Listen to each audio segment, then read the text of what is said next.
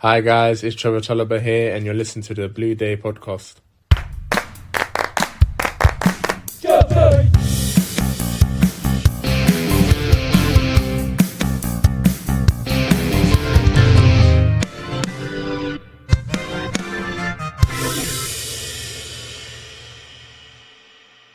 Welcome back, my friends, to the podcast that will never end. Yes, folks, this is the Blue Day podcast, and for Chelsea fans everywhere, every day is a Blue Day. I am your host, Keith Lawrence, and today it is my privilege to welcome these two guests who, along with their colleagues, have sent shockwaves through certain quarters of the Chelsea community. Ladies and gentlemen, let's welcome Ceri Levy and Garry Hayes. Gentlemen, how are we both? We're fine, actually. Yeah, it's good. It's a sunny day. It's bright out there. Our podcast series, The Blueprint, launched this week. And yeah, we're happy. How about you, Garry? It's raining in Royal Tunbridge Wells. Not getting the royal treatment here. Is that royal rain? It feels like it. It's like holy water. Holy water. Go and anoint yourself. It's currently a grey day, unfortunately. I wish I could say the same in Rochester as well, which don't help. All right, not that far from me, Keith. Not far from here at all. Not far at all. Just realised you said Tunbridge Wells. I'm like, my God, I was in Rochester just the other week because I was picking my mate Dan up. I was driving to Chelmsford for a party, and my mate Dan, I didn't realise he lived in Rochester. He's a Leicester fan, unfortunately, but I had to pick him up on the way. As long as you didn't speak about the 3-1 win, then we'll be all right. I know it was the weekend before. Yeah, right. And then I went up to Leicester with Ceri because Ceri doesn't live too far from Leicester, so we went up to that game, didn't we? We did indeed, and it was a fabulous day out, I have to say. I haven't been to an away game. Oh yeah, haven't been to an away game for a while, and actually, it was just rocking. I forgot how great the away support really can be. Been to a few games myself. I went up to Newcastle, done Nottingham, done Leeds and Southampton, done West Ham. What was Nottingham like? I've thought that was probably the one that I would love to have gone to because I know quite a few Forest fans around here, and I reckon that place was rocking, wasn't it? The atmosphere was good, I have to say, from them. I think from Chelsea's fans' perspective, it was just... We was expecting a win because of the way Nottingham Forest were sort of in the table at that point, and we just played poor. It was just a poor performance all round from our standpoint. But no, great ground, really good atmosphere, and from an away day perspective, I do hope they stay up because I would like to do the City Ground again next season. Really, really good away day. Yeah, that's marked on my calendar as one to try and get tickets for next year. Let's hope it's not going to have to be in the cup. No, let's hope not. What, we could go down, Ceri? Is that what you're suggesting? Well, we're in... No, we're on 40 points now, aren't we? So yeah, we're safe. At least there's no relegation playoff that we have to contend with, not like in '88. At least you don't have none of that. Oh! Now you made me feel all a bit dizzy and queasy remembering those days. It's funny when I've spoken to people I've had on the show, people like Tony DeRigo and Pat Nevin, and we've all said about the relegation playoff, and they're like, "How did we not beat the likes of Charlton or Middlesbrough beforehand?" It was completely just an off day. The team was sort of in free fall, but the quality was still there in certain players. But yeah, as you say, how that team went down.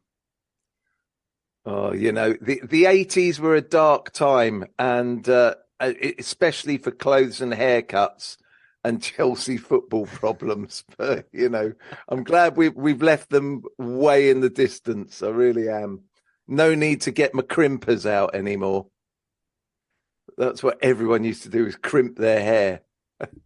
There was ridiculous things. Anyway, we digress. Sorry, we are digressing. But gentlemen, you guys, like I said on the top of the show, you guys have certainly been busy. But before we talk about the Blueprint podcast itself, just give us a bit of a background in both of your histories in terms of, when did you guys start supporting Chelsea? And when did the love affair begin? And certain Well, memories. Kerry should go first because his story is going to start about 40 years before mine. Yeah, you're just. And then when you got up to 82, Kerry, I'll pick it up from there. So we might be a while. Yeah, because of course you're basically a trophy hunter. It's only when we started winning things I appeared. Yeah, exactly. No. Yeah, for me, as a very, very, very young boy, I got taken to Chelsea. I saw that cup final. My dad had always gone to Chelsea in the 1930s and things. And he always said to me, one day you'll go and see Chelsea. And then the cup final, I remember watching the replay at Old Trafford on the old TV, and we won that. And he said, right, well, next year might be the year for you. You're now old enough. I think I was 7 or 8. And the next year, he bought us season tickets in the West Stand at Chelsea. And it was the most incredible change in my life, I guess, because there's something, and I guess we all kind of remember that feeling. We may not remember the exact first moment we go in, but you remember that feeling when suddenly you feel as though you belong, that you're part of something, you're part of a crowd, and it just changed everything for me, and it's been like that ever since. You know, I've gone pretty much on and off. There was a period in the 80s where it got really ugly, where it got really boring, and I remember once getting my scarves nicked off me by other Chelsea fans, and I thought that's a bit strange. But you know, I've stuck with Chelsea ever since. So yeah, for me, it's become a lifelong love. Garry, what about you? And for me, well, my first love. This is controversial, but I make no secret of it. My first love in terms of football was England. It was Italia 90. I'd been watching Chelsea on TV, but if you listen to the Ken Bates tapes, you find out why Chelsea weren't on TV that much.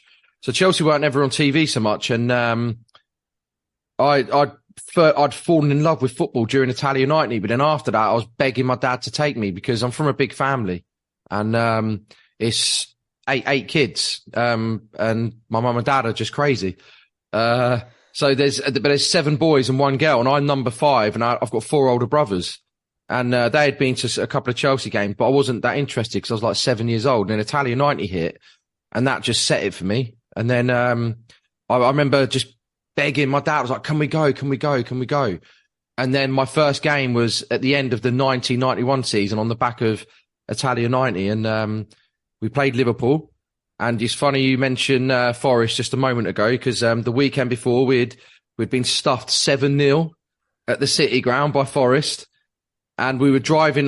My family's all from Battersea around that way, but I was born in Peterborough, and that's where we grew up. And I remember we were going down in my dad's car, me, my 4 older brothers, Seb, Adam, Nick, and Jordan, and we were all arguing over how much Chelsea were going to get beaten by because Liverpool was still in the title race. And I said, no, we're going to win. We're going to win. And we won 4-2. And that was it.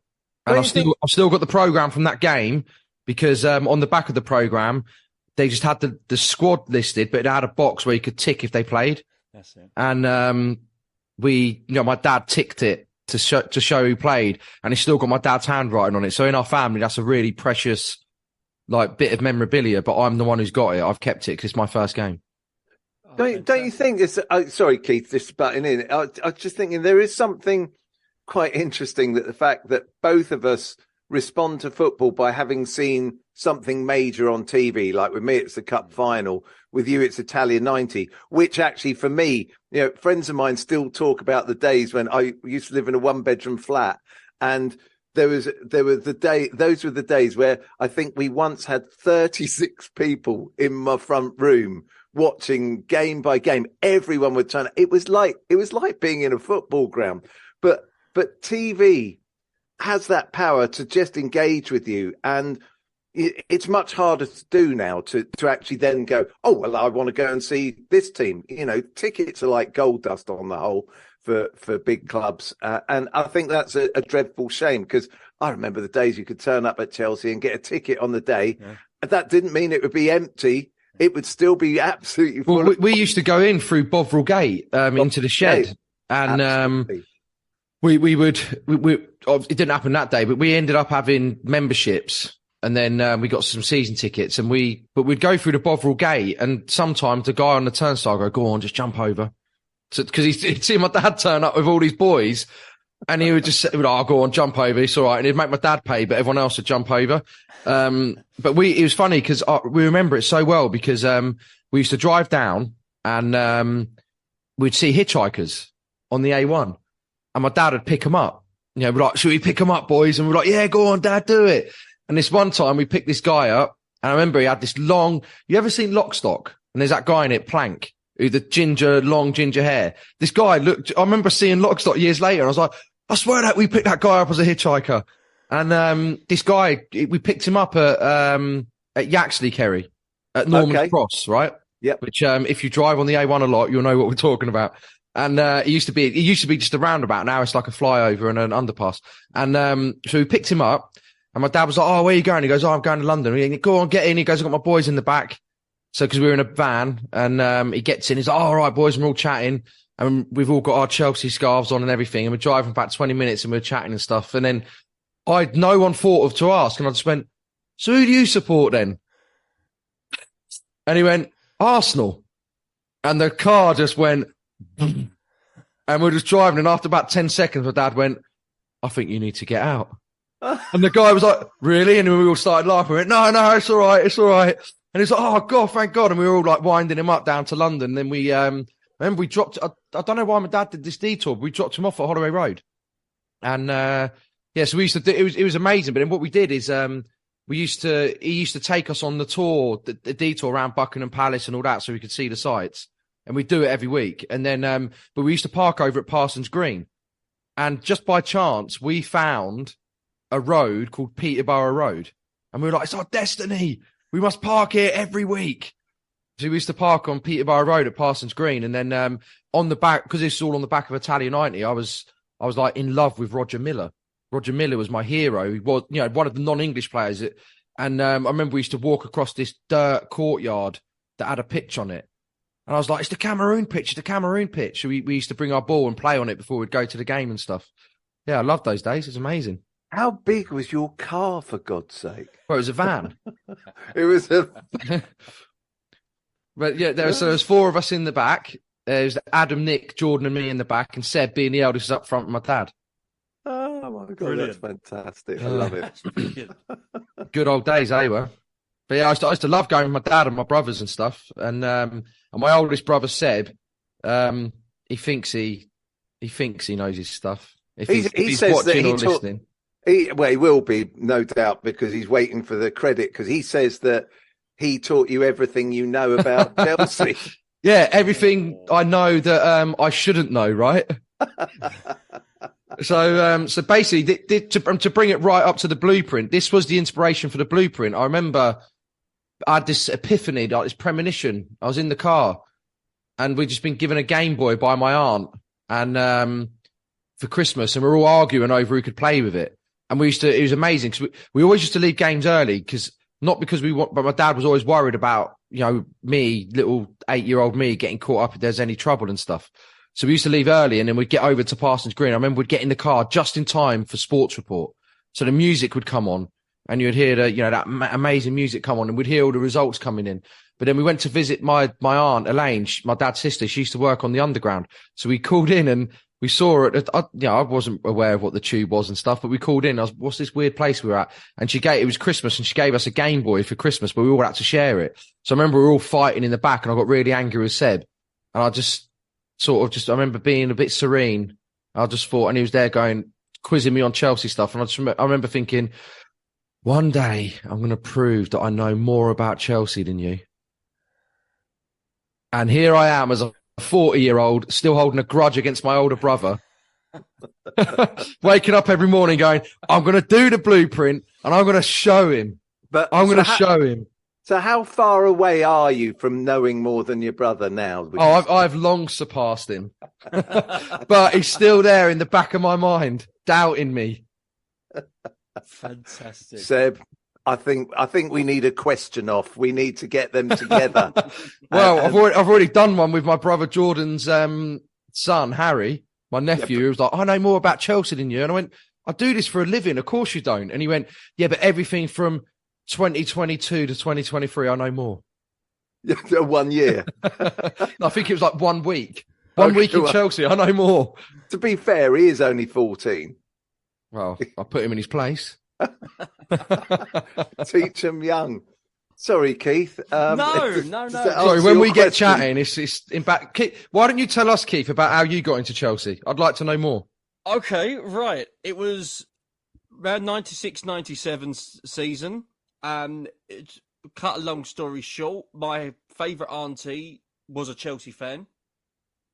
Grew up near Bermondsey, not far from Millwall's ground, but she liked Chelsea. And every time I used to see her, by seeing me, Nan and Grandad, she used to go, one day you're going to support Chelsea, you know, come on, you Blues. And blue was my favourite colour.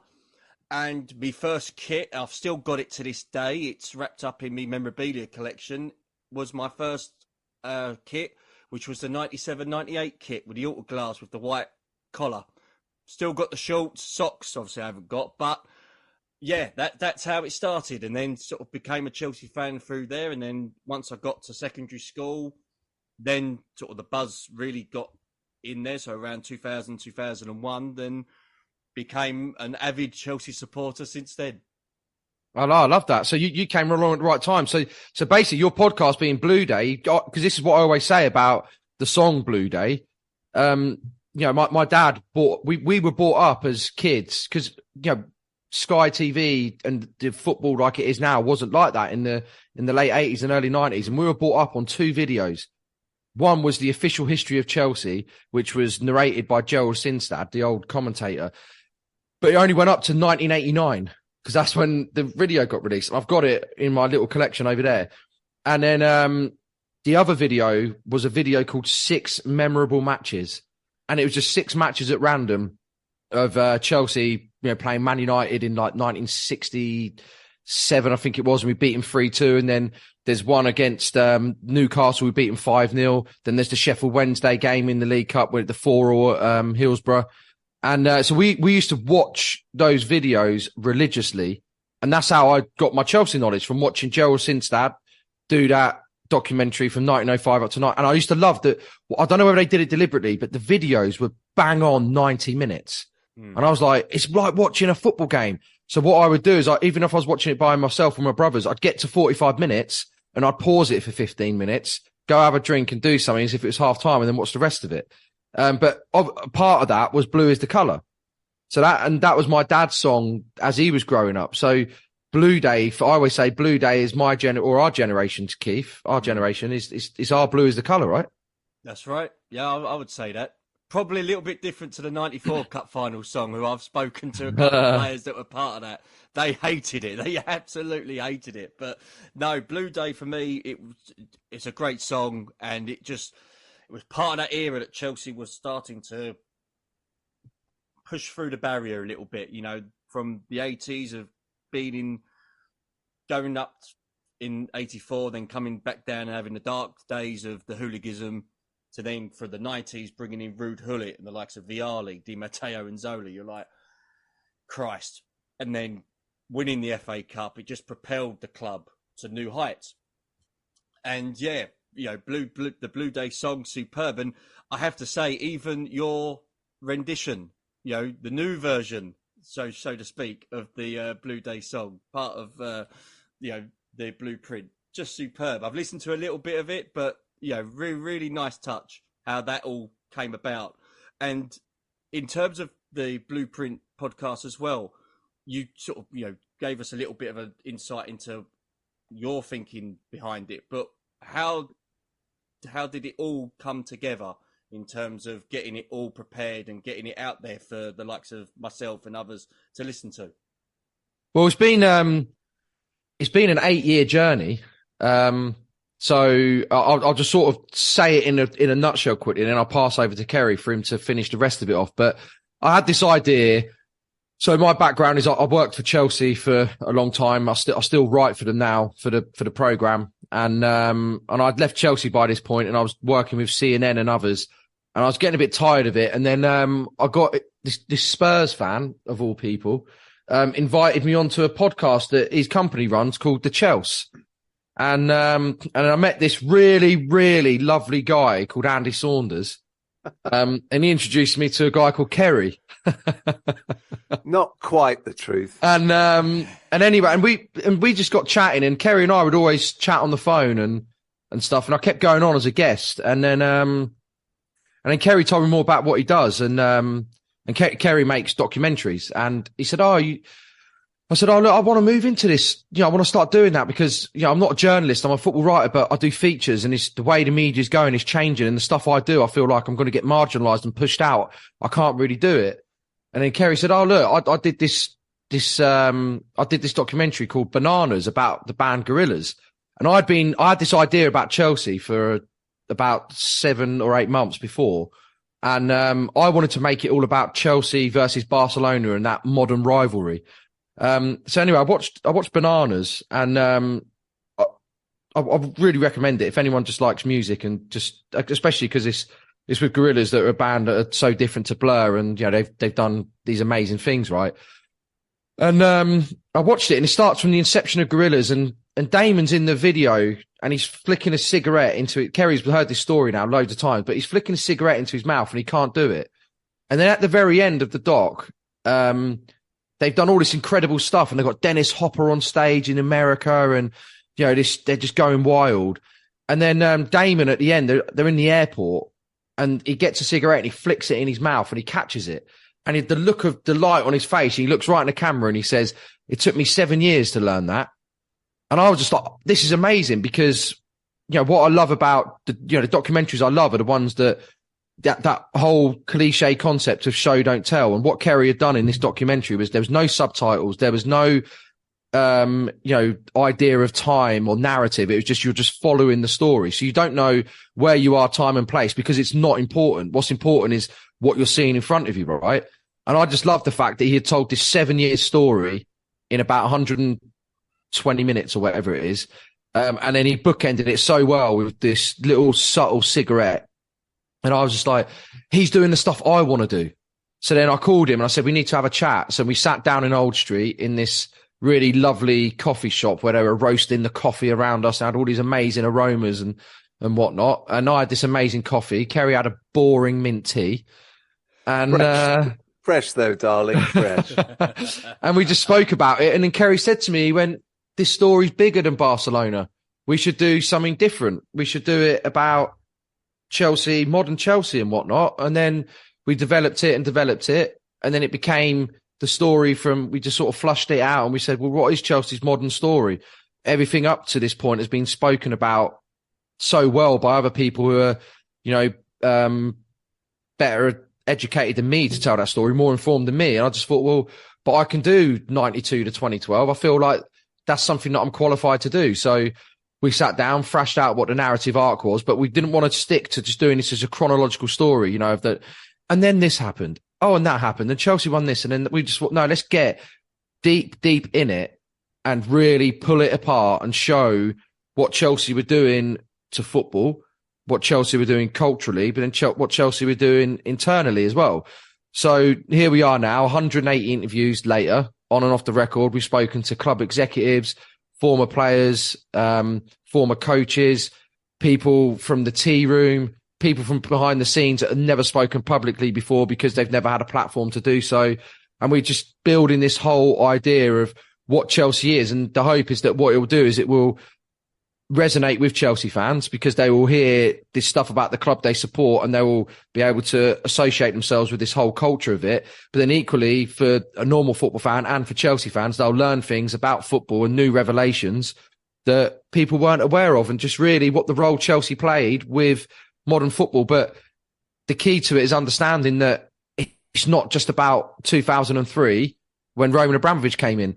There was a 10-year period before where Ken Bates had changed the landscape that set it up for Chelsea to go on and become the club it is. And obviously with the influence of Matthew Harding and others as well. And I think the thing why it works so well between the two of us is because if you're doing a collaboration with somebody, if you're doing a partnership with somebody, you can't be the same person. You've got to bring different skill sets and things. And my side of things is I'm a documentary maker. That's what I've always done, mainly in film, and a storyteller. So when Garry, as a sports journalist and writer who's wanting to break out into something else, he's got a different world of knowledge, and he's got a different set of skills and different acumen to me. And that's why I think it's been such a good relationship to work together, because we come from different areas to create this thing in the middle of our different skill sets, you know. And now I'm a sports pundit, you know, and taken seriously. Garry, no, not at all. You know, it's just kind of weird.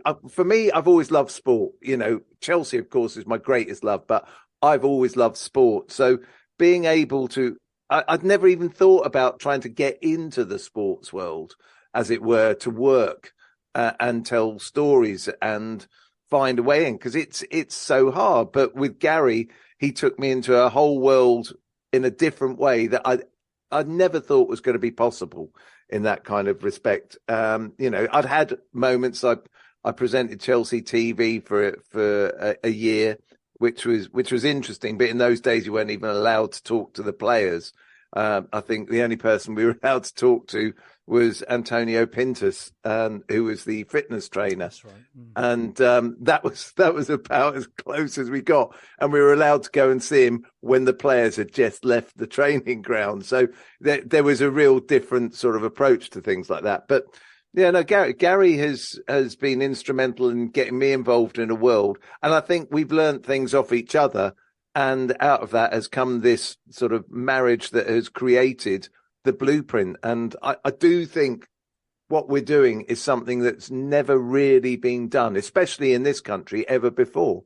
A sports narrative podcast that is something so different, because when the big companies come in and all your BBCs and your Skies and your newspapers and everything, they have to have pretty much a short turnaround.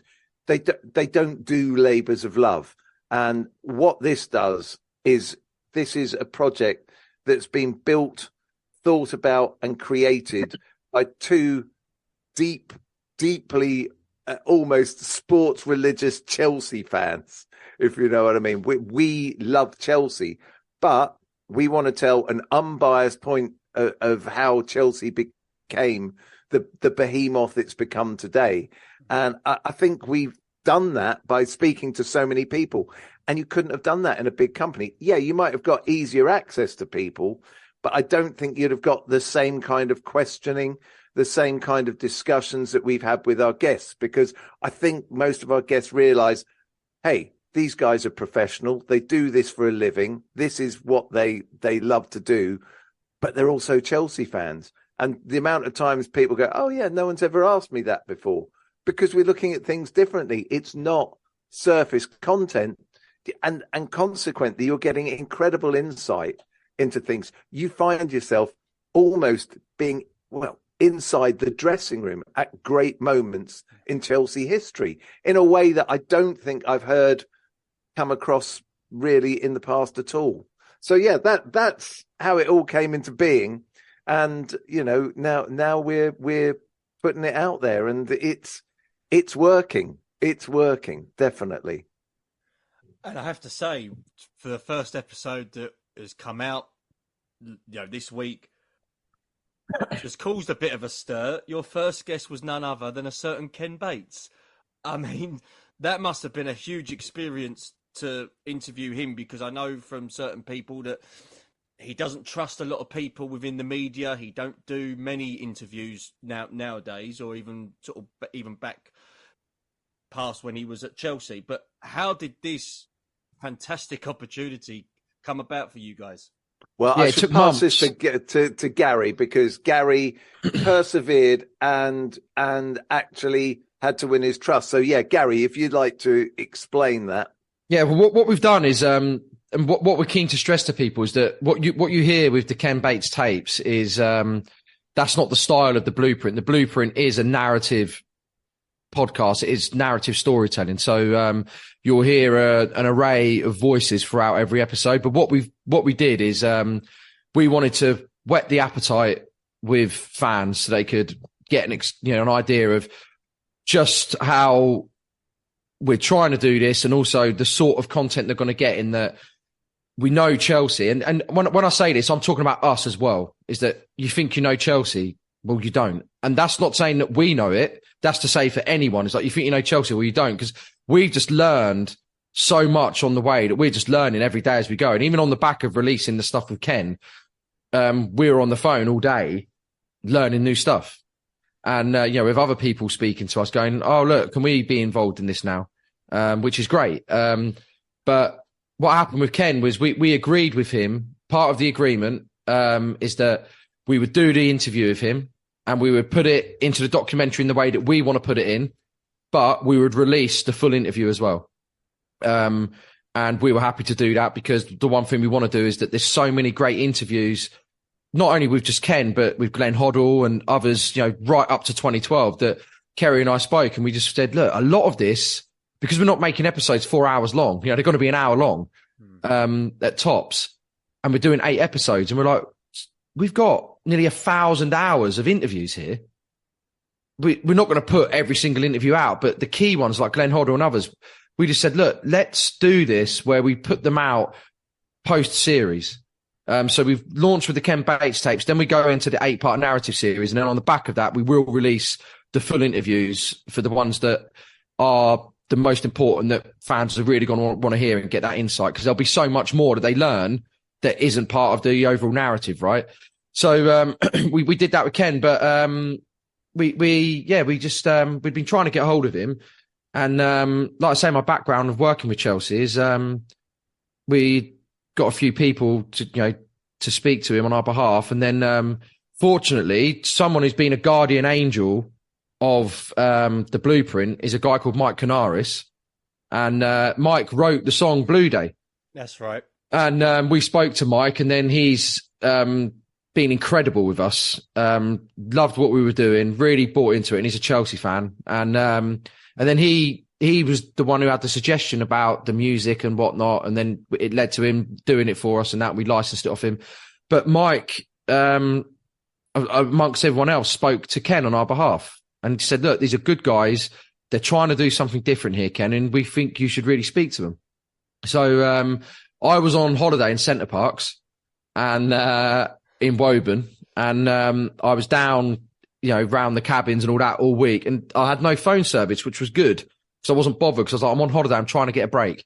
And I went up to bring my bike, to bring our bikes up, and I was dropping all the bikes off, and then my phone started pinging, and I had all these voicemails, and I was like, God, I've had all these calls in a week. I better just listen to these voicemails now in case there's anything important. But I saw all these, it was like number +377. I was like, where is that? And I looked up, I was like, it's Monaco. Who's calling me from Monaco? And I listened to the message, and it's like, hi, this is Ken Bates here. I hear you've been trying to get hold of me. And then I got to about message 10, and it's Ken Bates going, I don't know if you can bleep this stuff here, so I'll bleep it for you. Are you effing ignoring me? Right, you better give me a call. And I was like sweating. So I phoned, I was like, hi, is that Mr. Bates? And he's like, is that Garry Hayes? I was like, yeah. He goes, where have you been? I was like, oh, look, I've been on this family holiday in Centre Parks, Ken. I do apologise. I haven't had any service and whatnot. So we had a little chat. And this was, I don't know if you remember it. It was last February when we had the big storms. And I remember we had to stay at Centre Parks for an extra night because they wouldn't let us leave because of the high winds and stuff. So I was there, like, just wanting to get back up top so I could make another call, but I couldn't, and the Wi-Fi was terrible. And so anyway, the next day I drove home and Ken called me again. And then the next day after that, Ken called me again. And then he called me the next day. And then the next day, and it just went on and on and on and on. And I was like, Ceri, he just keeps calling me. And then Ceri was like, he's sussing you out. He's sussing you out. And I just kept chatting to him. But sometimes he'd phone me literally for a minute, and he would say, hello there, young man. I just thought I'd call you to say that I'm on my terrace overlooking the Mediterranean. Beautiful day. Sun is shining. I'm having a glass of red wine. Just want to know how it is on the estate. I was like, yeah, it's great on the council estate, Ken. Thanks. You're like, oh, that's good then. Right, I'll speak to you soon. I was like, okay. And so we had all these little back and forth, and I think he obviously I'm saying what I think, right? But he might, if you ever spoke to him, he might say, no, Gary's an idiot. But I think he liked my character and that I wasn't taking things too seriously. And, we spoke about everything from, my dad's not with us anymore. So I spoke about my dad and going to Chelsea. And then I told it. And he went, and it was funny because he went, when was your dad going to Chelsea? I said, it was in the 70s and 80s. And he went, right. So your dad's one of those I tried to electrocute. I was like, yeah, probably, Ken. So we had all these good chats and we spoke about Chelsea and, why I support the club and stuff. And then, and in the end, he just, I spoke to Susanna, his wife, who's like a lovely, lovely woman. And, I've grown so fond of him. And the one thing I say to people is that, I know, and if you listen to the Ken Bates tapes, you'll hear Ken Bates is Ken Bates, but there's another side of him that is lovely. And he's, that's not to say that I'm blind to everything. I'm not. And that's not to say that we're biased with this interview we've done with him. But I think he's a really nice guy. And I think if anyone got to know him, I think they'd have the same opinion of him. But I do think that when you're someone who's as long in the tooth as he is and you've seen everything, I think you're right to be wary of people because there are people that will have an agenda that are looking to get something out of you, right? So I think he's right to have that guard up. But then once you get beyond it, he's a great person. And then I got to go to his 91st birthday party in December over at the Chelsea Harbour Hotel. And we just got a good relationship. It's not like we're best friends or anything, but, he phoned me on the day of the FA Cup final last year. I was having a beer with my cousin in Marylebone and, I was a few sheets to the wind and I picked the phone up without looking at it. I was like, hello? He was like, Gary, it's Ken. I was like, and my cousin looked at me and went, who are you talking to? And I went, it's Ken Bates. He went, no, it's not. And he took it and he went, hello, Mr. Bates. And he went, who's this? And it's my cousin Jamie. And he was like, yeah. And his complete demeanour changed. Like, yeah, you're right, Mr. Bates. How are you? Starts chatting to him. And then we had this little chat about the cup final. And then he called you, didn't he, Kerry, as well that day? Yeah, I spoke to him, and I've got a different relationship to him because I haven't spent the time with him. One question I wish that we'd asked him is, has he ever been to Centre Parks for a holiday? I can't that would have been the interview over. How dare you? How dare you? I own most of the Centre Parks, it would probably turn out. But yeah, I mean, it was extraordinary watching the build-up for Gary building this relationship. And that is the truth as to how most of this has worked out, that it's been building up relationships with people because we all know that so many, and again, I refer back to saying about the bigger companies doing much quicker, fast turnover projects.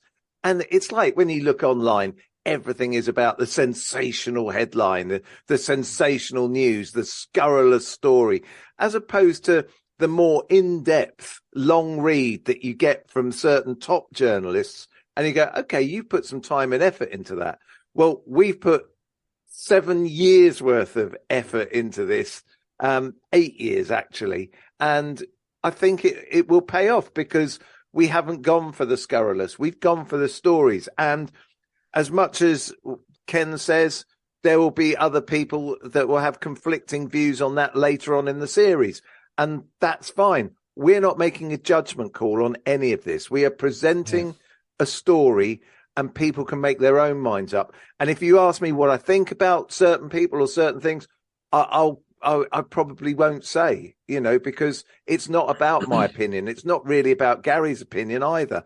It's about us doing a job that does justice to Chelsea and does justice to everybody who is involved in that story. The key to it as well, one thing we're keen to stress is that we've done this as Chelsea fans. We're Chelsea fans, that's why we're doing it. But we've done it. It's a professional endeavour for us. This is what we do for a living. And it's funny, wasn't it, Gary? It was funny because we actually got a text message today from somebody saying, "Oh, I loved it. It sounded so professional." Yeah, and we were like, "Well, that's what we are. We're professionals." But we've done it. We are Chelsea fans doing it. But after this series, there's a series that we're going to be doing about another football club that's not Chelsea. And then there'll be other series about other football clubs. And, we're doing it through our company, Highway 61. We're narrative podcast producers. This is what we do. And it's just that Chelsea was the story we wanted to tell first. So, but we've done it. So we're, I guess in this instance, we're, for want of a better term, I'm going to sound like David Brent, entertainers first, right? No, we're professionals first, but then Chelsea fans second in the sense that, it's done with a lot of love and affection, but we are doing it professionally as well. And, Ken even said to me, and a few people have asked me, they say, "Oh, so you're a Ken Bates man or a Matthew Harding man?" And I was shocked that people were asking me. And I just said, "I'm a documentary maker. I'm not here to take sides. I'm here to tell your story, Ken. And if anyone else wants to speak to us, to tell their story." So, there's obviously certain things that, there's an element of bias in there. Like I speak to Ken and, I'm not a Glenn Hoddle man, but I know what Glenn Hoddle did for Chelsea.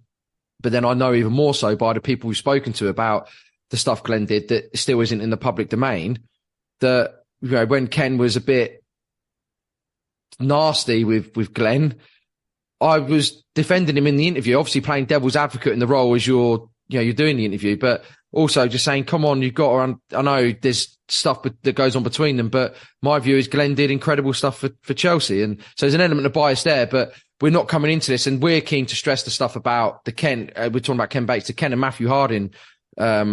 We've spoken to people from both sides, and we're just going to lay out, like Kerry said, we're laying out the information and saying to everyone, this is what we've been told. We're not manipulating anything.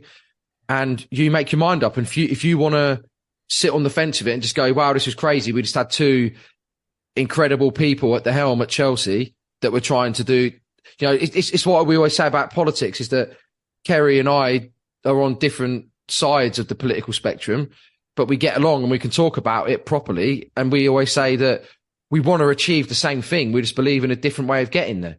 Yeah. And I think Garry is, of course, misguided, and I am trying to teach him an awful lot of things. But I think that's the thing with Matthew Harding and Ken, is that behind the headlines is that they both wanted to achieve the same thing. They just believed in a different way of doing it, which is fine, because at the heart of it, you just had two incredible personalities that were there to do, with the best interests of Chelsea Football Club at heart. So that's the one thing we're keen to stress, is that we've released the Ken Bates tapes, but we're not necessarily pro Ken, but we're not anti Matthew Harding or pro Matthew Harding either. But one thing I do caveat it with is to say that, I've got to know Ken not very, very well in the way that other people will, but I've got to know him over the last year, and I am very fond of him. Was there anything from this particular interview with Ken Bates, or even the others that you've done in the series, that surprised you? So was there anything that you sort of knew about beforehand, but then you were shocked to hear something different?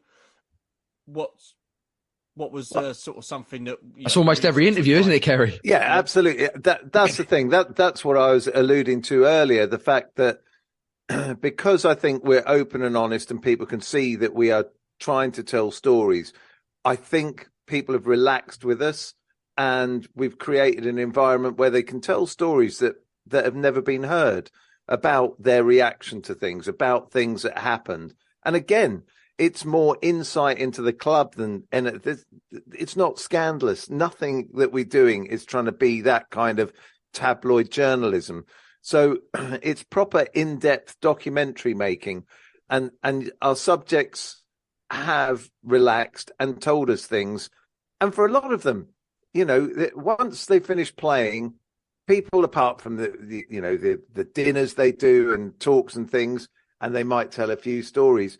Here, you've really felt that a lot of the people that you thought you might only get 20 minutes with, we've ended up spending 2 or 3 hours with, because they've relaxed and have started telling stories for the very first time.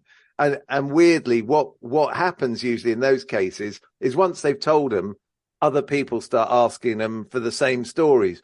But because they've told them to us for the very first time on a lot of occasions, there's that freshness that you can only get with the very first time. So we've been surprised all the way through this recording. And you go, and sometimes because you're concentrating on the work aspect of it, and you are taking in everything, but also sometimes you don't assimilate everything until you listen back to the recording. And then Gary phones me or I phone Gary and go, did you hear this bit? This is incredible. Oh God, how come I was working on this, getting this right? And things just pass you by sometimes because it's information overload in a way. And I think that's what's so magical. And it's the most amazing thing is, what will we do with everything that we've got? Because there's so many great stories. I once had an idea because my film about gorillas ran at over 350 hours of footage. And there was a point when editing it that you get, oh my God, is this ever going to end? Because you're constantly going through and pulling out great bits and pulling out other bits. And I had this idea. Here's a concept. Why don't we just release all the 350 hours of the footage and then have a competition called Cut It Your Effing Self, and then have a prize for the best version of the film? And I'd still love to do that. I think it's a great concept, but that's always a documentary maker's problem, is how do you put everything that you hear in and get everything out, but also to not make it too stodgy, because it would be information overload for everyone else. So there's an awful lot of, hard editing to do on a project like this. And, but it's exciting because if you've done things badly, you're searching for things to fill holes. And that is something we don't really have a problem. Yeah, the problem is we've got to cut so much out. And we've just been working on episodes recently, and Kerry, he called me and he said, you need to cut out my voiceover because it's too much of it. It's too long. It's going to make the episodes too long. We've got to string these voices together without us. Yeah, so, or a minimal amount, Yeah, because we just said, what can we do? Because we've got so much great content, and that's the thing we're keen to stress about. It isn't about us. We're just sort of the conduit to the story, right? We want to give the story to the people that are listening. So we are trying to remove ourselves from it as much as we can. So when in the Kent Bates tapes, because it's a straight interview, you will hear me talking to Ken at times, and then you hear Kerry pop up. But in this series, you won't hear my voice at all, because we're just going to be, stitching it together where it flows from voiceover into interview, So we're trying to remove ourselves as much as we can from it, so people hear as much as they do from the people that are important. And that's the fans we've spoken to, the journalists we've spoken to, the players and the executives, right? And you need a certain amount of voiceover, but keeping it as minimal as possible, because with video and film, you can always use image to take you from one scene to another. Whereas in audio, you've got that element missing. So you need to be, the voiceover is like video linkage, really. It's the same equivalent. It does its job. It needs to get you from A to B, whether in a subtle way, whether in a obvious way, it kind of doesn't matter. You just do it to just go, right, here we are. We're in a new scenario now. And that's the background. Off you go. What can the listeners expect from future episodes? Barring the Ken Bates interview, which I'm sure will be fascinating, but with the future sort of shows that you've got coming up that tells the story of certain moments that are pivotal in Chelsea's history. Yeah, so it's 8 episodes, and we are telling that story from 92 to 2012, from the perennial also rans in the Premier League era to, the start of the Premier League era to 2012 winning the Champions League. We're keen to, articulate the fact that Chelsea didn't just appear out of nowhere in 2003. So there is a heavy influence from the 90s. And speaking to the players that we have, the likes of Scott Minto, Roberto Di Matteo, Eddie Newton, David Lee, Nigel Spackman, players who, and this is the one thing that is in the opening episode, as we set it up in episode 1, is that it was a line that Kerry wrote, because we write the scripts together and Kerry put this line in, and I remembered it and I was like, yeah, that's on the money, because that's so important. Because what Kerry said is, over time, names and voices are forgotten in football because it is about the here and now. So we've gone back into the 90s and we're speaking to people who, they can walk down the King's Road on a match day and get mobbed. But outside of that, they can go into Pret on a Monday and no one really pays them any attention. They're not like John Terry or Frank Lampard, where there's always going to be an Instagram post or something about them. But they're so important to the Chelsea story, And we spoke to Scott Minto about that, and he was like really happy that we're putting an emphasis on it, because those guys really, really built Chelsea. They took us to the '97 Cup final and won that. And then they subsequently won the trophies that came on the back in the late 90s, the Cup Winners' Cup, the League Cup, and then the FA Cup again in 2000. Yeah. But because Chelsea have been so dominant and so successful in these past 20 years, it's almost like that's forgotten. Yeah. And we're keen to get that across that it's not. So we're doing these 8 episodes where we start off with the turning point of modern Chelsea. And we're not doing this to be, that we're trying to have a different perspective and we're overthinking it and thinking that we're being too deep or whatever, but in our perspective and to our story, the turning point isn't when Roman Abramovich comes in July 2003. It's actually 18 months later, because that's when the baby's born. That's when Chelsea are playing Barcelona. That's when Chelsea have been preparing everything for this moment to go up against the powerhouse of European football. And when UEFA are against us, when Barcelona are against us, when the media is against us and everyone is against us, that you've got a manager in Jose Mourinho who goes, no. You don't push this club around anymore. And that's when Chelsea's born, right? That's when everything was building up to that. And bang, that moment in the Nou Camp, that was it. And we've got great insight into what happened at the Nou Camp with people that are behind the scenes and store things they've never spoken about publicly before. So we tell that story because it's so important. And then we go back to 2000 in the same episode and talk about when we played Barcelona there, and we've spoken to like Torre Andre Flo, Frank Leboeuf, Jody Morris, and we're setting it up. And there's an amazing line from Torre, because he says to me, Chelsea needed to lose that game in 2000 in order to win in 2005, because the club was maturing. And it's so interesting that it's Barcelona that bookends that story, right? That Barcelona in the Champions League going out in the quarterfinal in the fashion we did, but then we get them in the last 16 and go that little bit further. So that's where we start the story. But in order for all of this to happen, you got to get Glenn Hoddle. And we go back and we bring Glenn in, and that's where it goes, and then bring it right up to 2012. Fantastic. Because that's the key thing to understand, is that, like I say, we're not being biased here, but you've got to look at stuff as in the way that we're telling the story. And you can say Chelsea wouldn't exist without Ken Bates, and it wouldn't. But Chelsea wouldn't exist like it does now without Matthew Harding. And that's all the back office stuff. But when it comes to the football, or Glenn Hoddle, or Roberto Di Matteo, or Jose Mourinho, but Glenn Hoddle is that turning point. Glenn Hoddle, as we talk about the turning point with Barcelona, but that's where the story pivots. But where the story starts is with Glenn Hoddle. And and this is where I disagreed with Ken, and I said it to him, and he said, but what did he win? And I was like, but it's not about what you win, is it, Ken? And Ken looks at it very much as an owner, as the many owners do, and we can't understand why a manager's been sacked or a player's been sold, because they look at it as spreadsheets and in a very different way. But from the way I look at football, and that's not to say that I'm right, it's just my opinion, but Chelsea, it's Glenn Hoddle. That is Chelsea, and I'm completely in awe of him as well.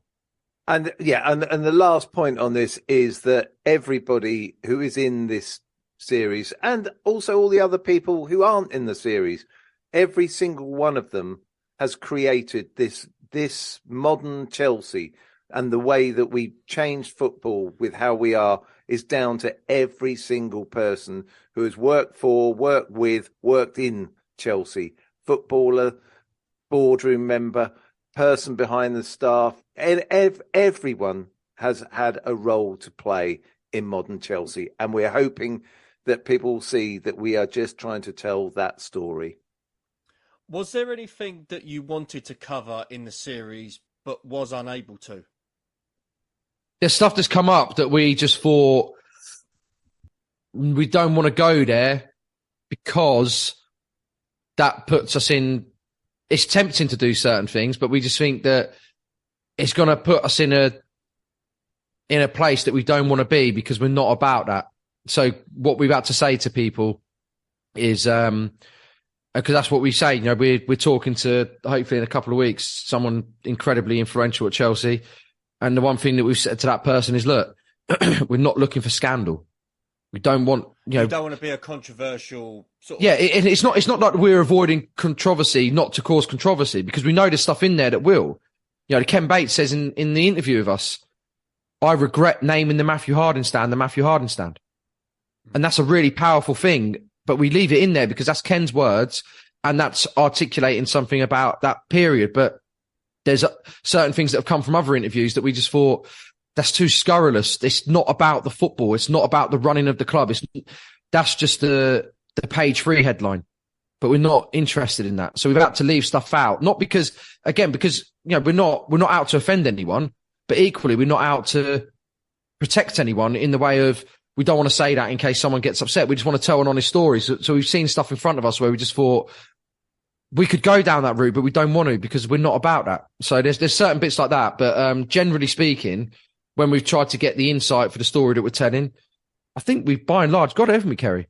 Yeah, I think so. It's there. Everything else now is icing on the cake. There comes a point where you have to put your equipment down.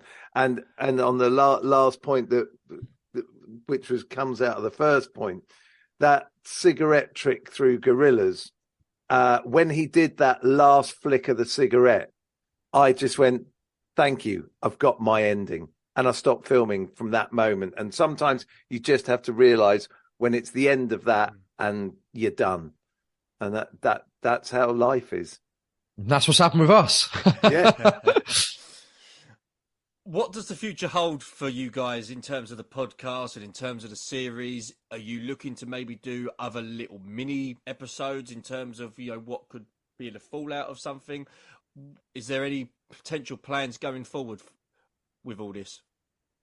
Yeah, we'd like to tell more Chelsea stories, really. What they are, we don't know yet. Let's get this one done first. Yeah, we'll get this one done. But, it's funny because to Kerry has a podcast called The Chelsea that I come as a guest on, and he does it with Andy Saunders. And there was a period where I couldn't go, I couldn't go on it because I'd been really sick. And then I hadn't been to any football for a year and I had time off, but I just felt like it was at the time I was just starting this and I'd had enough and I was so burned out by everything I'd been doing. I'd been following Chelsea for so long. And I'd said to Kerry, I was like, after the blueprint, I just never want to talk about Chelsea publicly again.